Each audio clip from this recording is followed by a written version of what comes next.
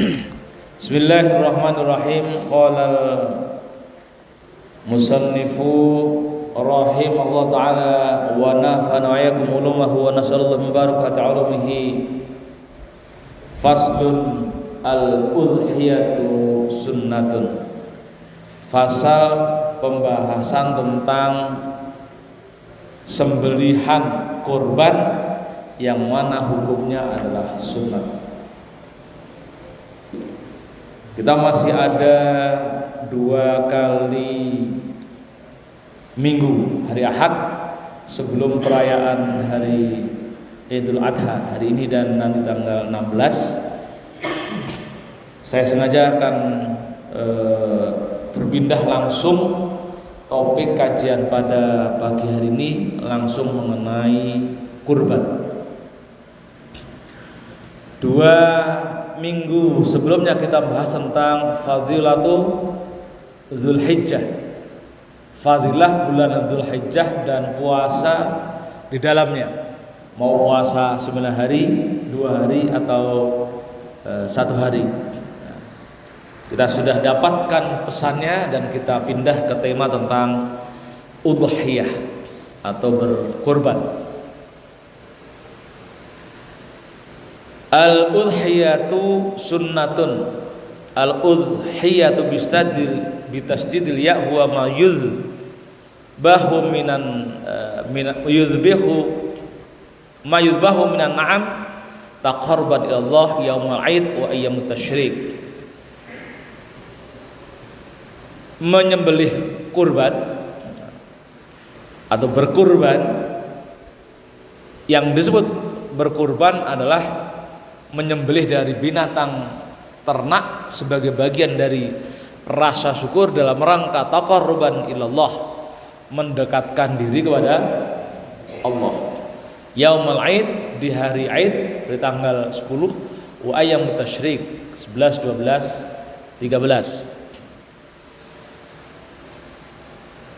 Jadi kita yang tidak menunaikan ibadah haji, ibadahnya terpusat di tanggal 10, 11, 12, 13 di sembelihan kurban, menyembelih kurban. Nah, puasanya di tanggal 8 dan 9 yang disebut dengan puasa tarwiyah, tanggal 8-nya, tanggal 9 yang disebut dengan puasa Arafah. Sementara tanggal 1 sampai tanggal 7 sunnah, karena kita memuliakan bulan haram. Ada 4 bulan haram yang kita dianjurkan untuk memuliakannya. Salah satunya adalah dengan mengoptimalkan dalam perbuatan baik kita, termasuk di dalamnya menjalankan puasa. Ada bulan Rajab, bulan Sya'ban, Dzulhijjah dan Muharram. 4 bulan haram, namanya bulan haram. Kenapa disebut bulan haram? Kata haram itu artinya mulia.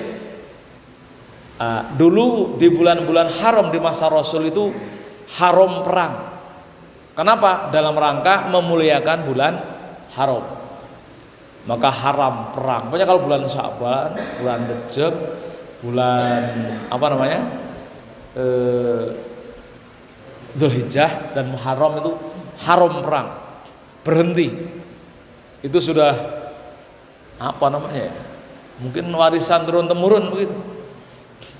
Maka termasuk dimuliakan. Tapi di masa Rasul diberikan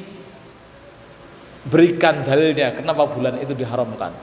Kalau bulan Ramadan malah boleh perang. Maka perang Badar itu terjadi pada bulan Ramadan.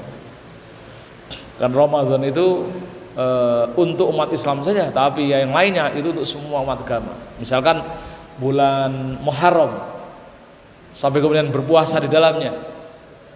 Biasa orang Yahudi dan umat lainnya sering berpuasa di bulan Muharram, termasuk di tanggal 10. Maka apa kata Rasul?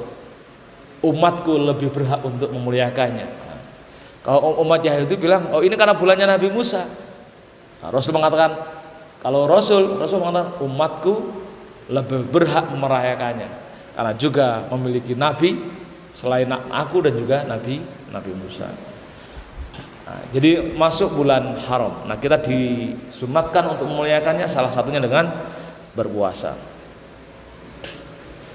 Nah, dasar dari kurban adalah firman Allah ya di surat Al-Kautsar, inna a'tainakal kautsar fasholli lirabbika wanhar inna syani'aka huwal abtar. Inna a'tainakal kautsar, sungguh kami berikan kepada kalian a'tainakal kautsar. Kautsar, nikmat yang banyak. Al-kautsar, katsir, itu nikmat yang banyak. Maka karena nikmat yang banyak, maka kita harus bersyukur. Jangan berpikir nikmat yang banyak itu dalam bentuk harta benda. Orang diberi kesehatan, itu juga nikmat yang banyak. Kan itu, sehat itu luar biasa. Baru terasa nikmatnya sehat kalau kita sakit. Ini yang tua-tua yang nggak seperti kita, yang sudah diberikan penyakit gula misalkan, kan terasa tuh. Udah nggak boleh makan nasi banyak-banyak, nggak boleh makan teh pucuk, es, teh manis, wadah macam-macam. Harus dikurangi semua.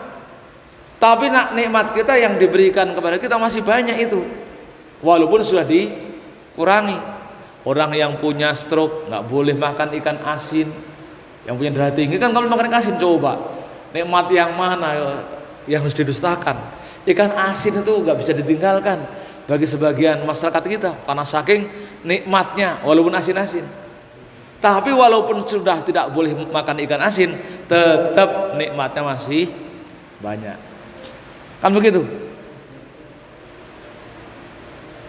Jadi walaupun diberikan penyakit apapun, nikmatnya masih. Maka kemudian bersyukur itu harus tetap diberikan, diucapkan, ditunjukkan setiap waktu. Salah satunya dengan berkurban. Maka fasholli li rabbika wanhar. Fasholli, maka sholatlah li rabbika, kepada Tuhanmu, wanhar, dan berkurbanlah. Ingat, bukan wanhar. Kalau wanhar, nah ini masalah baca Quran. Kalau wanhar itu maka apa namanya, mencelalah. Jadi fasholli li rabbika wanhar, bukan wanhar, wanhar. Wanhar itu caci maki, mencela. Nah, sholat dulu, nah artinya kewajiban dulu yang ditunaikan. Ya, selalu begitu pokoknya. Kewajiban dulu, baru kemudian sunat. Ingat, sunat itu pelengkap, sunat itu penghias, sunat itu ibadah menjadi indah, gitu aja. Fasholli, maka sholatlah dulu. Li rabbika wanhar. Jadi itu dasar hukumnya.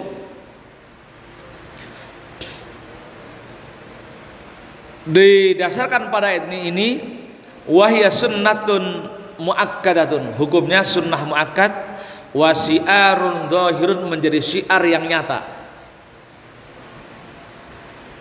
Maksud syiar yang nyata itu apa? Ya bagi atau ketika kita melakukan korban itu, kenapa kemudian daging kurban itu diberikan tidak hanya kepada fakir miskin, sepertiga untuk yang berkorban, sepertiga untuk yang kaya, yang mampu untuk perayaan, dan sepertiga lagi untuk yang miskin, untuk apa namanya, peningkatan gizi, perbaikan gizi. Syiarun dhahirun, itu yang menjadikan ibadah kurban sebagai syiar yang nyata. Salah satunya adalah bermanfaat untuk menambah nutrisi. Yang bagi liman qadara 'alaiha ayyuhafidhu 'alaiha.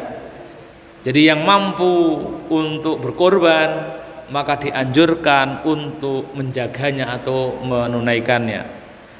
Maka kurban menjadi ibadah yang kadang bagi orang yang mampu menjadi apa, semacam ya Dianjurkan untuk dilakukan terus-menerus, dijaga gitu. Meskipun bukan kewajiban. Wa dhahaba Malik rahimahullah taala ila wujubiha. Imam Malik mengatakan kurban itu wajib. Tapi kalau kita tidak mengatakan itu wajib, yang mengatakan wajib adalah mazhab Maliki. Wa qala Abu Hanifah radhiyallahu anhu yajibu 'alal muqim bil baladil musir. Bagi orang yang mukim di sebuah negara yang aman, sentosa, makmur, itu wajib. Nah, kita termasuk wajib bagi Imam Abu Hanifah. Wa hadzal ladzi yamliku nisaban wa da'wal wa wujub mamnu'atun bis sunnati syarifah. Jadi menurut Imam Malik wajib, menurut Imam Abu Hanifah wajib bagi di sebuah negara yang makmur, yang damai, kan gitu ya. Ini berdasarkan hadis riwayat Imam Tirmidzi, umirtu bin nahri wa huwa sunnatun lakum. Nah, Imam Tirmidzi itu berpendapat enggak wajib, karena Rasul pernah mengatakan umirtu bin nahri wa huwa sunnatun lakum. Aku diperintahkan untuk berkurban karena itu sunnat. Nah, di hadis lain Imam Daruqutni mengatakan kutiba alayya nahru wa laysa biwajibin alaikum. Diwajibkan, ditentukan bagi saya untuk berkurban, wa laysa biwajibin, dan bukanlah wajib bagi kalian.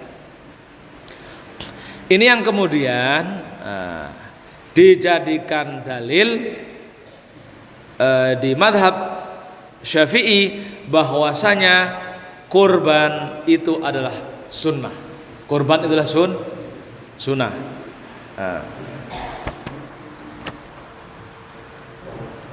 Jadi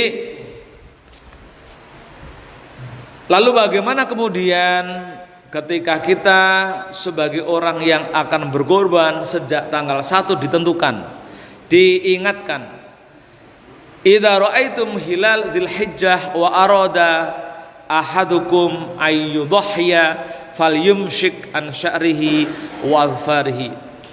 Jika kalian sudah mengetahui hilalnya Dzulhijjah, lalu kemudian kalian ingin berkorban, niat berkorban, falyumsik an sya'rihi wa adfarihi, maka cegahlah untuk memotong rambut ataupun kukunya. Nah, maksudnya sekali lagi, falyumsik, ini yang mau berkorban, bukannya kemudian falyumsik itu haram, kurbannya aja sunnah, kan begitu. Jadi kalau kita sudah niat berkorban, falyumsik, maka cegah, dilarang. Maksud dilarang itu afdholiyatnya tidak usah, jangan sampai memotong rambut atau memotong kuku, karena itu akan mengurangi afdholiyatnya. Ini yang mau berkorban, ya, mengurangi afdholiyatnya kurban. Nah, hukum kurban ini secara umum disebutkan sunnah alal kifayah. Hukumnya itu sunnah alal kifayah. Apa maksudnya sunnah alal kifayah? Kita lihat ada fardu kifayah, kayak sholat berjamaah itu kan fardu, atau sholat jenazah misalkan fardu kifayah. Jadi bagi sebuah kampung ada orang meninggal, kok nggak ada yang menyolati satupun ketika ada jenazah, ada orang meninggal, maka dosa seluruh kampung, kan gitu ya. Nggak ada yang ngurusi jenazah, dosa seluruh kampung. Tapi kalau sudah ada satu pun yang sudah ngurusi, nyolati, maka dosa itu sudah ditanggung, sudah tidak ada. Itu namanya fardu kifayah.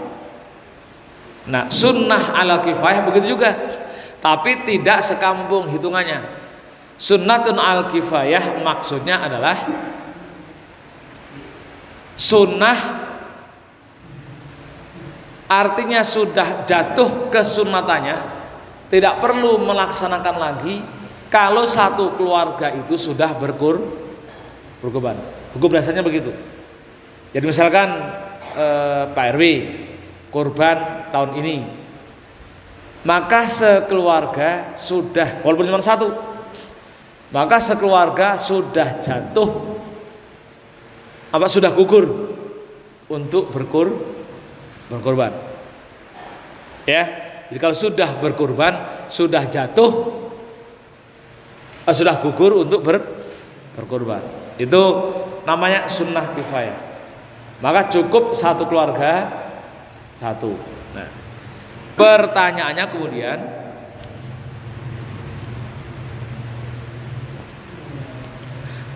bagaimana jika di antara kita melakukan udah dihitung satu-satu?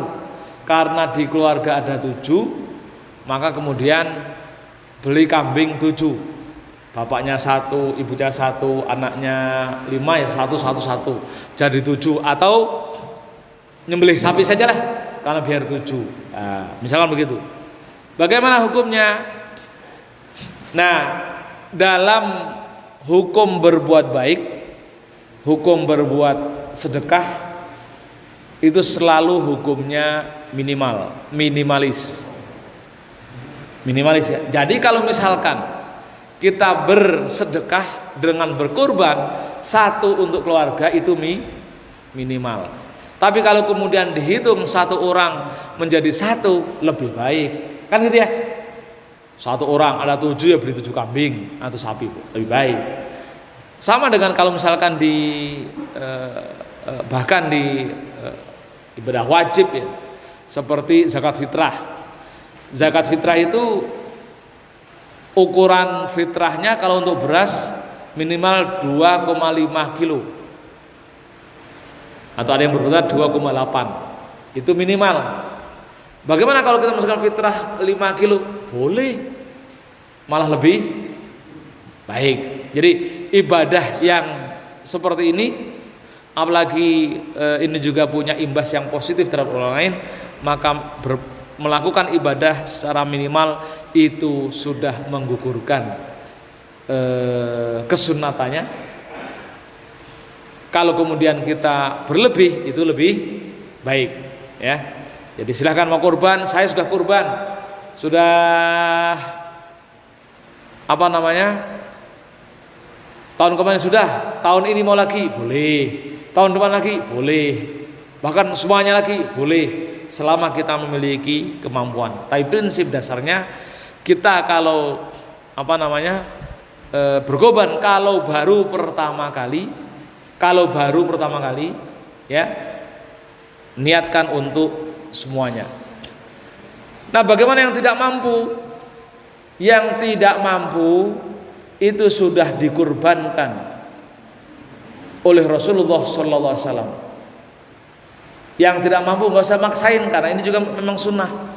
Ingat Rasul ketika berkurban itu beliau membaca doa. Doa ini disampaikan di hadapan Allah ketika menyembelih. Beliau mengatakan, Allahumma hadza min Muhammadin wa ali Muhammadin wa ummati Muhammadin. Ya Allah, ini dariku, dari Muhammad, dan dari keluarga Muhammad, dan dari umatku atau umat Muhammad. Jadi kalau kita tidak mampu, memang udah memang nggak mampu lah. Namanya nggak mampu nggak usah didefinisikan. Pokoknya nggak mampu, itu sudah Rasulullah sudah berkorban untuk kita. Jadi tidak perlu merasa berdosa. Ya. Jadi kalau mampu lalu nggak kurban, dicela. Ya, kalau mampu ada kemampuan. Tapi kalau tidak mampu nggak usah maksain, karena Rasulullah sudah berkorban untuk kita. Di doanya itu sudah disampaikan ke Rasul ketika nyembelih dulu, ketika berkorban. Doanya kan, Allahumma hadza min Muhammad wa ali Muhammad wa ummati Muhammad. Ya Allah, inilah dariku Muhammad, dari keluargaku dari keluargaku dan juga dari umatku. Udah aman. Itu doa Rasulullah. Nah, di dalam kurban ini banyak hal yang kita juga harus pahami. Ada juga orang berkurban untuk keluarganya, untuk orang bapaknya atau orang yang sudah meninggal. Sering gitu ya, wah pengen kurban, padahal kan sunnah. Itu sunnah. Jadi ya tapi karena berbuat baik kan tidak boleh ditahan-tahan. Tapi secara fikih gimana? Nah, secara fikih kurban untuk orang yang sudah meninggal itu, ya, Imam Syafi'i mengatakan harus ada wasiat. Jadi kita punya orang tua yang meninggal, lalu kita ingin berkorban untuk orang tua. Itu boleh atau wajib dilakukan kalau itu pakai ada wasiat. Misalkan sebelum meninggal bilang, "Nak, saya kok merasa belum tenang kalau belum berkorban. Nanti kalau aku mati, korbankan satu untuk gua." Itu sudah wasiat. Itu berarti sudah wasiat. Sampai mati kok belum sempat berkorban, maka ahli warisnya harus berkorban, ya, untuk orang tuanya karena wasiat. Kalau enggak ada wasiat tidak perlu berkorban. Ya. Kalau tidak ada wasiat tidak perlu berkorban. Nah, itu dalam mazhab yang Syafi'i. Meskipun ulama-ulama lain selain Imam Syafi'i membolehkan untuk berkorban tanpa wasiat. Boleh. Ulama lain kayak Imam Malik, Imam Abu Hanifah, Imam Ahmad bin Hanbal, boleh kalau kita berkorban untuk orang yang sudah meninggal meskipun tidak berwasiat. Itu ya. Jadi kalau sekali lagi ini Anda tidak mau berkorban karena memang nggak ada pesan, tidak ada dosa jika tidak menjalankan wasiat jika tidak berkorban untuk orang tua karena memang tidak ada nyawa wasiat. Kan gitu ya. Kalau kemudian, misalnya kalau kemudian orang tua berwasiat tapi kita tidak mampu, bagaimana? Ya namanya tidak mampu, masa mau dipaksa? Kan begitu ya?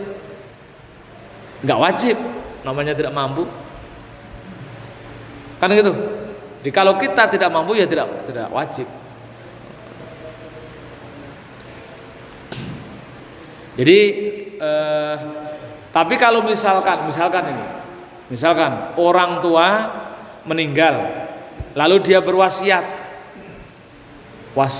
kurban, maka dari hartanya disisihkan dulu maksimal 1/3 untuk menjalankan wasiat. Jadi dalam kehidupan kita, orang tua kalau misalkan meninggal lalu dia meninggalkan wasiat, kita boleh menggunakan hartanya untuk menunaikan wasiatnya itu maksimal 1/3.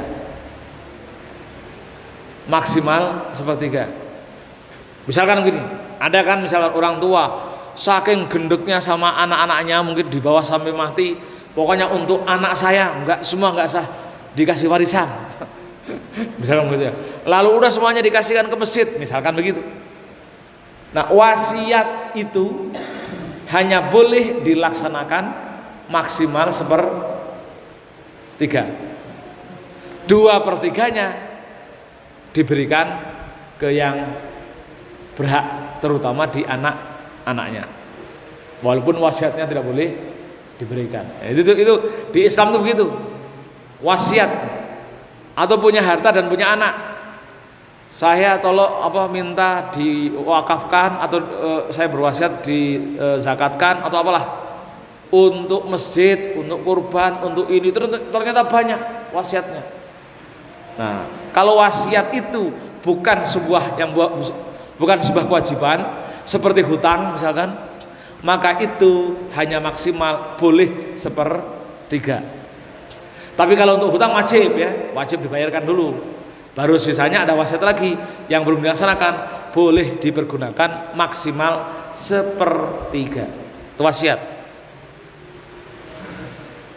Jadi hitungannya 1/3 dari hartanya. Nah kalau kemudian, misalkan kemudian harta udah habis, ternyata buat bayar utang, ada wasiatnya, misalkan kurban, dia berwasiat dan kita tidak termasuk orang yang mampu, maka wasiat itu tidak wajib dilaksanakan. Ya, gitu ya. Yang sering menjadi pertanyaan adalah ketika kita masih belum diakikah, apakah kemudian akikah kita yang didahulukan baru kurban, atau kurban dulu baru akikah? Nah, di dalam penjelasan yang dijelaskan oleh Ibnu Abi Syaibah, beliau mengutip pendapat-pendapat para imam. Salah satunya misalkan Imam Hanafi dan Imam Hambali, dia mengatakan, bagaimana kalau ketika kurban di dalam kambing itu kita niatkan sekalian akikah? Nah, ini menarik ini. Ini bagi yang memiliki keterbatasan kekayaan boleh mengikuti mazhab ini. Kata Imam Hanafi atau dalam mazhab pendapat yang mengatakan idza'u ibadatain minal ibadatil wahidah, melakukan niat menyelenggarakan 2 ibadah dalam satu aktivitas itu sudah boleh atau terhitung. Jadi kurban niatkan untuk apa tadi? Akikah dan kurban. Ini pendapatnya Imam Ahmad bin Hambal dan Imam Abu Hanifah. Terserah Anda mau ikut itu boleh. Saya punya uang terbatas, cuman satu, khawatir ke depan tidak ada kemampuan, udah saya niatkan kurban sekaligus akikah. Ya, boleh menurut Imam Abu Hanifah. Nah, saya ingatkan di dalam mazhab Ahlus Sunnah wal Jamaah yang tertuang di dalam dokumen naskah mazhab yang dianut oleh Nahdlatul Ulama, mazhab yang diikuti adalah mazhab Syafi'i, mazhab Maliki, mazhab Abu Hanifah, Hanafi, dan mazhab Hambali. Di luar itu Ahlus Sunnah wal Jamaah Indonesia dianggap tidak Ahlus Sunnah wal Jamaah. Ya, jadi kita orang Indonesia kalau ngikut ber-NU itu dalam dokumennya, dalam berfikih mengikuti 4 mazhab: Syafi'i, Maliki, Hambali, dan Abu Hanifah. Nah, kalau kita ikut pendapat ini masih tidak dianggap keluar dari hittah Nahdliyah atau hittah Ahlus Sunnah wal Jamaah. Nah, yang tidak Ahlus Sunnah wal Jamaah itu adalah Syiah, tidak dianggap Ahlus Sunnah wal Jamaah. Yang kedua juga tidak dianggap Ahlus Sunnah wal Jamaah dalam dokumen NU adalah juga Wahabi. Wahabi itu Islam yang dianut versi orang Arab sana, tidak dianggap Ahlus Sunnah wal Jamaah. Maka walaupun ya tapi ini dokumen. Jadi kalau pendapat selain imam 4 mazhab itu kita nggak perlu mengikuti. Selain pendapat imam mazhab itu kita nggak perlu mengikuti. Jadi pokoknya ingat aja, kalau dengar qaulnya yang penting adalah qaulnya Imam Syafi'i, Imam Maliki, Imam Hanafi, Imam Hambali. Udah itu aja, udah aman. Rujuk qaul-qaul mereka ketika kita menjalankan ibadah atau menjalankan fikih untuk kesemua ibadah. nggak usah yang misalkan begini, misalkan ya di dalam mazhab Syiah dalam pernikahan itu boleh namanya nikah kontrak, kawin kontrak. Tahu kawin kontrak? Ya, tahu kawin kontrak? Kawin kontrak itu gini, misalkan ini pergi ke puncak gitu kan. Nah, lalu ada apa namanya? Penghulu lokal. Nanti saya nikahkan fulan bin fulan dengan ini kan itu ya, dengan mas kawin sekian dalam jangka waktu 1 bulan. Nikah 1 bulan. Itu mazhab Syiah. Mazhab Syiah yang disebut nikah mut'ah. Itu karena mazhab dikeluarkan oleh Syiah, pendapat dikeluarkan oleh Syiah, tidak boleh kita ikut. Ya. Ada jadi dalam sempalan Islam itu yang begitu. Nah, ada orang-orang Arab yang sering ke sana itu ngambil keluar mazhab, ngambil Syiah. Maka sering yang nongkrong di sana itu orang-orang yang mengambil mazhab itu lalu ngambil akad namanya akad mut'ah atau kawin kontrak. Kawin kontrak itu bahasa Indonesianya, istilah fikihnya namanya nikah mut'ah. Jumhur ulama, terutama ulama Ahlus Sunnah Jamaah mengatakan nikah mut'ah haram. Nikah kontrak haram. Jangan coba-coba ya. Nanti bilang, wah saya keluar dari mazhab Ahlus Sunnah, pindah ke mazhab Syiah, lalu ke puncak, nyari di sana. Kan begitu. Saya nikah dengan kan begitu. Namanya kontrak itu dengan mahar sekian-sekian dalam waktu jangka 1 bulan. Jadi masuk hari setelah 30 ya, setelah hari ke-30 masuk hari ke-31 itu sudah cerai otomatis. Itu namanya kawin kontrak.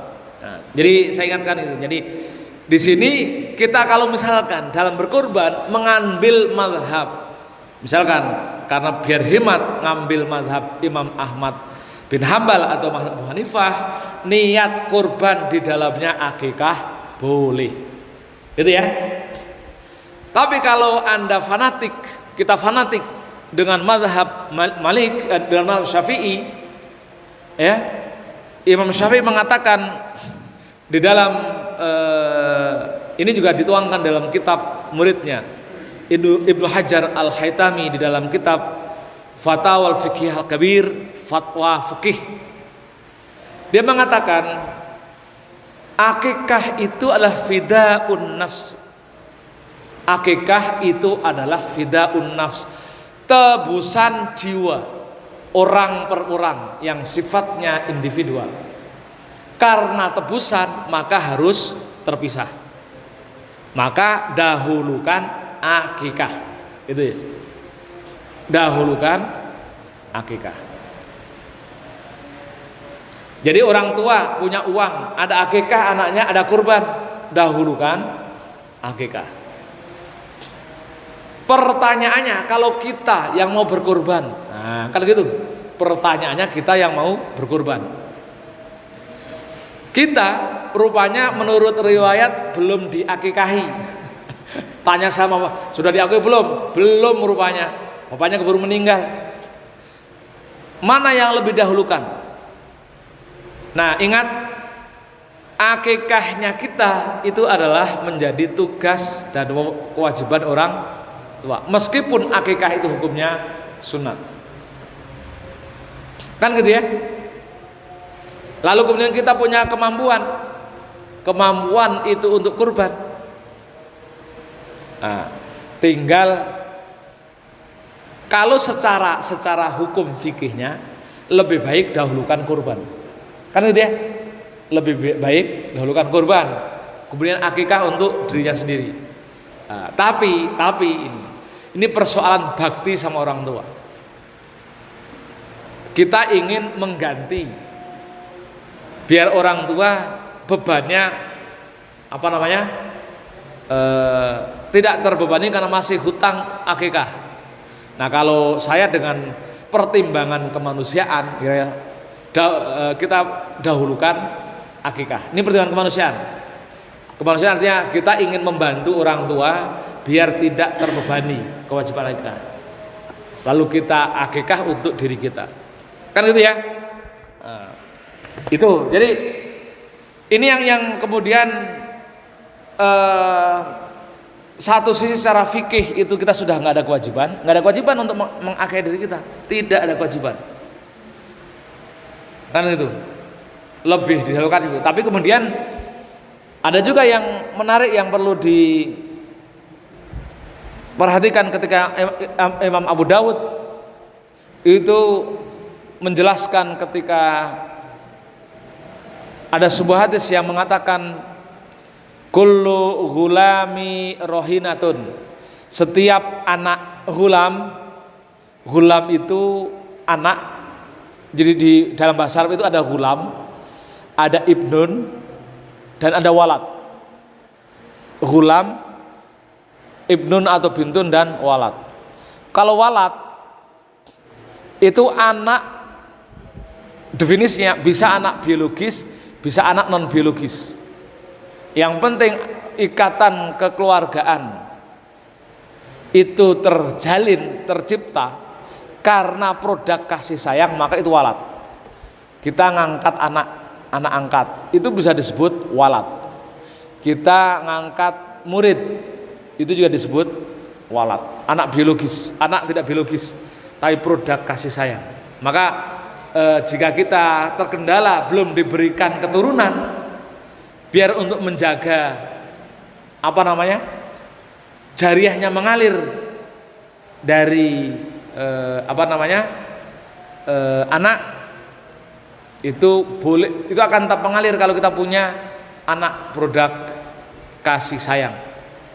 Maka kemudian definisi dalam hadis itu kan disebutkan yang amaluhu inqata'u amaluhu illa min thalas waladun solihun yad'ulahu. Itu anak, termasuk di dalamnya anak angkat boleh, tetap ketika dia soleh akan mengalir kepada orang tuanya. Lalu bintun atau ibnun itu anak biologis, anak produk perkawinan, memang lahir dari rahim orang tua, itu anak biologis. Nah, ghulam, kalau ghulam itu anak yang dibatasi oleh usia, disebut ghulam, ya, itu adalah anak yang usia kira-kira baru jebrol sampai kemudian sekitar usia 5 atau 6 tahun, itu ghulam.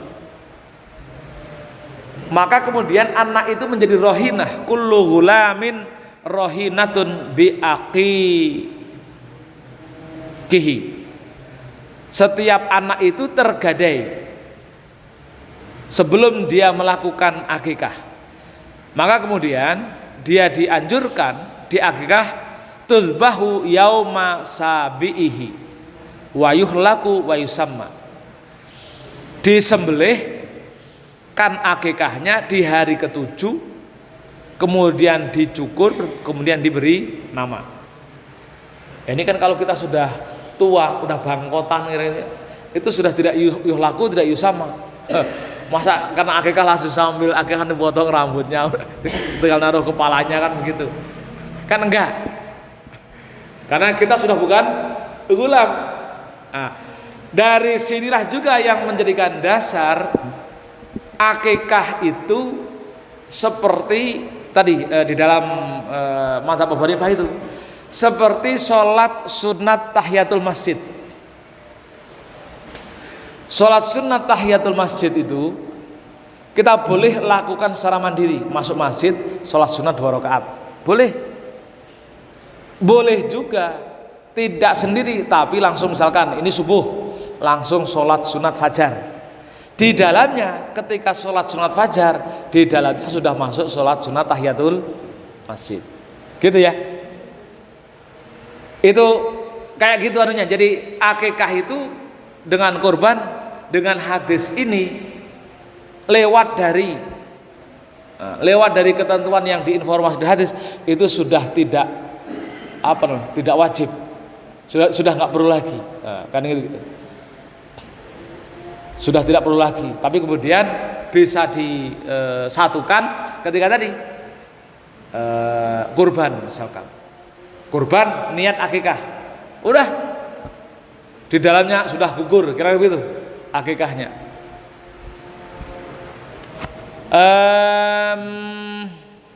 Jadi ini hal-hal yang seringkali banyak ditanyakan di tengah masyarakat ya. Penjelasannya di dalam kitab seperti itu. Nah, silahkan Anda mau pakai yang mana, kan gitu. Tinggal kemantapan dan keyakinan. Boleh kita cari yang ringan-ringan dalam hal ini boleh. Yang nggak boleh ketika cari yang ringan-ringan itu dalam sholat, itu nggak boleh. Itu nggak boleh cari yang ringan-ringan. Dalam pernikahan nggak boleh.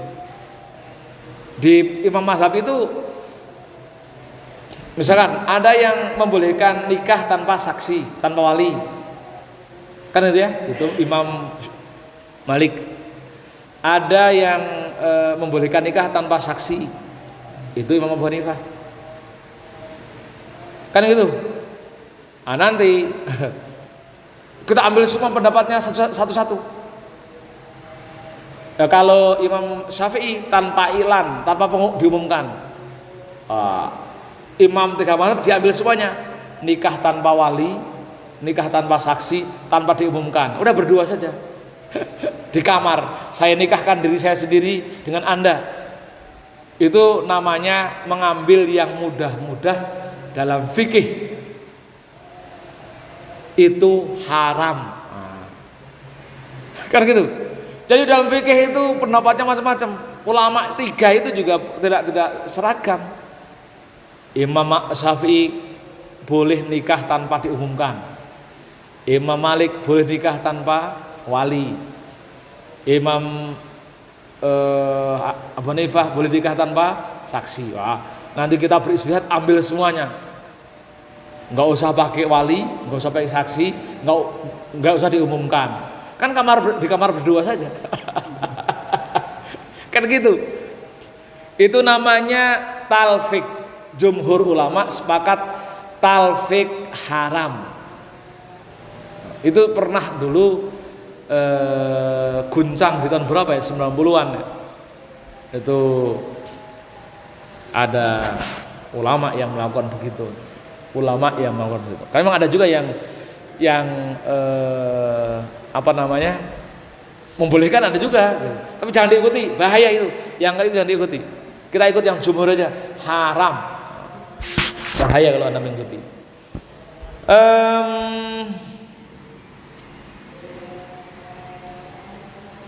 Nah, dikit lagi nih. Nah, walau tarokaha ahlu bait kurihalahum. Tapi kalau sekeluarga itu kok niat meninggalkan, tidak melakukan kurban, sementara dia mampu, itu dimakruhkan. Ya meskipun sunnah, kalau niat dengan sengaja itu menjadi makruh atau kurihalahu, itu berarti dibenci.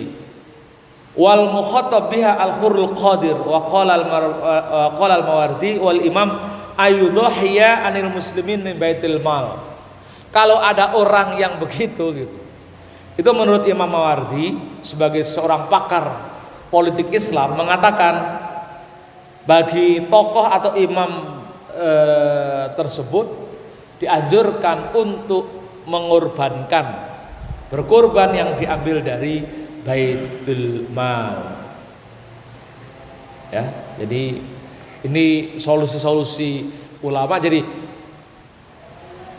korban itu sunat muakkad. Korban itu namanya sunat kan boleh ditinggalkan. Tapi kalau ditinggalkan masuk makruh.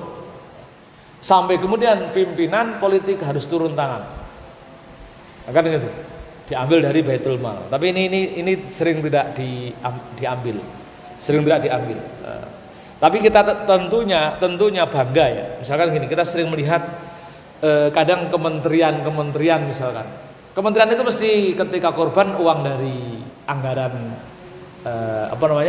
APBN mesti. Saya memperkirakan beliau tidak dari kantongnya, mesti dari APBN. Nah itu anggap dari Baitul Mal, meskipun bukan resmi Baitul Mal, tapi dari APBN, itu sudah dianggap menggugurkan.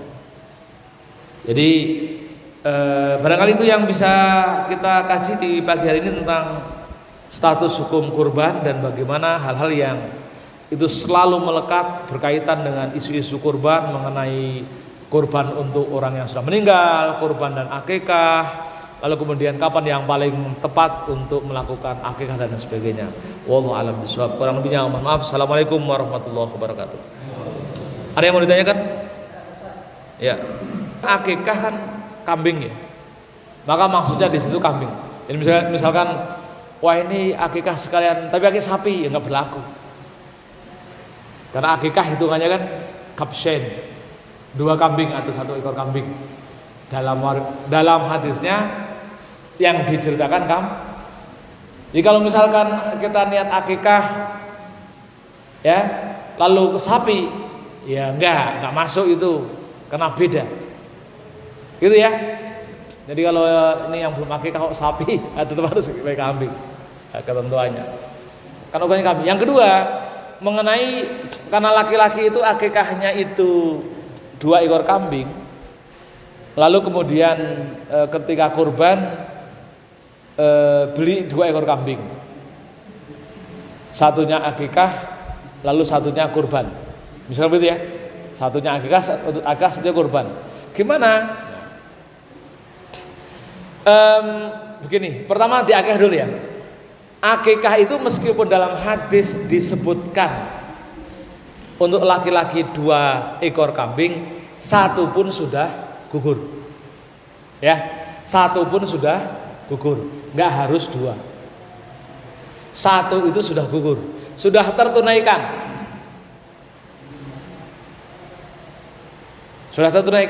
jadi nggak harus maksain 2, 1 udah.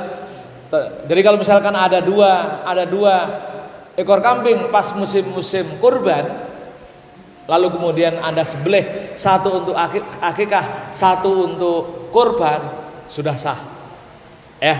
Jadi sudah sah, 1 untuk akikah, 1 untuk kurban, nggak perlu nanti satunya bayar.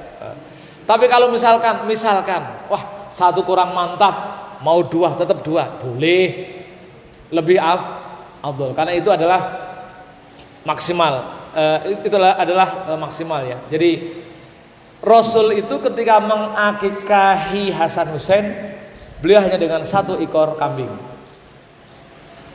meskipun dalam sabdanya, perintahnya ya, aulim bisyatin liwalatin au bisyatain libnatin, kan itu ya. Aulim berpistalah, aulim itu walimah, dengan 1 ekor kambing untuk laki-laki atau 2 ekor kambing untuk 1 ekor kambing untuk perempuan atau 2 ekor kambing untuk laki-laki. Meskipun dalam sabdanya begitu, tapi Rasul mempraktekkan ketika mengakikahi Hasan Husain, beliau dengan 1 ekor kambing. Jadi itu menjadi dasar boleh mengakikahi anak laki-laki cukup 1, jika punya 1, nggak harus 2, gitu ya. Ada lagi yang lain? Hanya yang jadi kemudian perlu diperhatikan, ini masalah afdholiyat, keutamaan. Secara umum akikah itu terutama dalam pembagiannya kan tidak memilah antara miskin dan kaya, miskin dan tidak miskin. Karena akikah itu adalah ekspresi kebahagiaan, maka semua harus bahagia. Maka ketika itu disunatkan untuk dibagikan secara matang, kan gitu ya. Rata-rata gitu ya, akikah itu sembelih dibagikan secara matang karena pesta, sifatnya pesta. Nah, sementara kurban itu sunnahnya adalah daging mentah, sembelih dalam kondisi itu langsung dibagikan. Nah, bagaimana kemudian ketika akikah itu daging akikah dicampur dengan daging kurban. Nah, secara fikih tidak sampai membatalkan kurban. Ya, secara fikih tidak sampai membatalkan kurban meskipun dagingnya bercampur dengan daging akikah, nggak batal. Jadi nggak usah merasa berdosa. Misalkan suatu ketika ada akikah campur dengan kurban. Yang kita khawatirkan itu, yang sering batalkan adalah di dalamnya ada daging kurban, niatnya nazar. Nah, itu yang khawatirnya itu. Karena ketika kita bernazar berkurban tidak boleh memakan dagingnya. Maka kalau kita misalkan kurban mau dititipkan ke masjid, tolong diinformasikan. Misalkan pernah saya nazar tahun ini kalau anak saya lulus masuk perguruan tinggi negeri atau sekolah negeri saya kurban. Itu nazar, tolong sampaikan ke panitia sehingga akan dipilah ketika daging sapi. Misalkan bagian dari itu tidak akan dibagikan dari sapi yang di dalamnya ada nazar. Nah, panitia juga bijak. Hati-hati kalau ada yang bernazar, alokasikan daging yang dari bukan ada nazarnya dia. Gitu, sehingga masih bisa menikmati daging. Dan sampaikan, ini Pak, ini Bapak bukan dari daging yang ada nazarnya. Harus disampaikan biar tidak jadi kebiasaan. Khawatirnya nanti nih kalau nggak diomongin nanti wah di sana itu dulu saya nazar dikasih daging. Khawatirnya begitu. Maka disampaikan biar tidak menjadi hukum. Karena bahaya kalau menjadi hukum. Dianggap kalau nyembelih di Masjidul Iman boleh memakan daging yang produk nazar.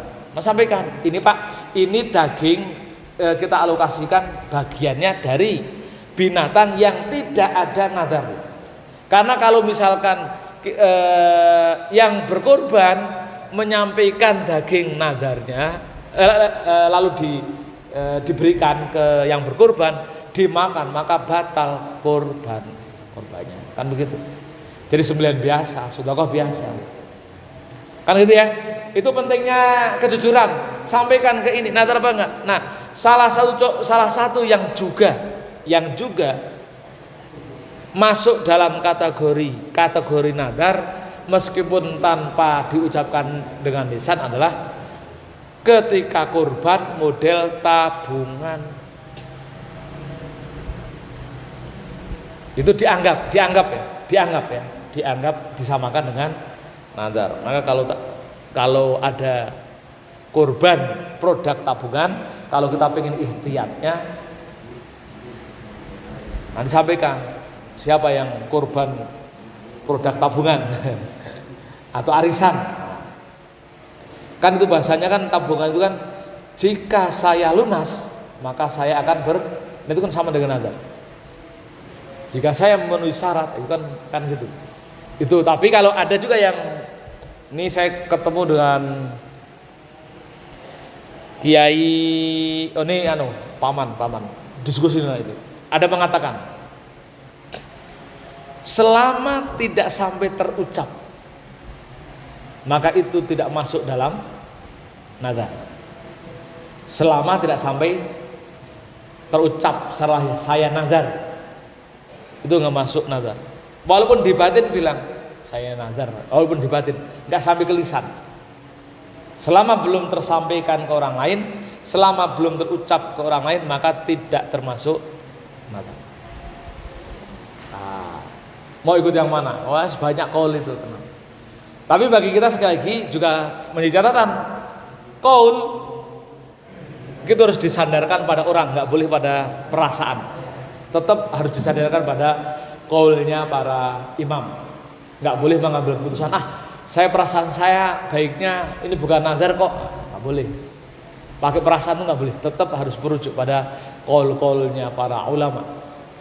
Karena mereka yang nanti akan menjamin ketika nanti dihadapkan pada persidangan di hadapan Allah Subhanahu wa ta'ala. Ya. Gitu. Ada lagi yang lain?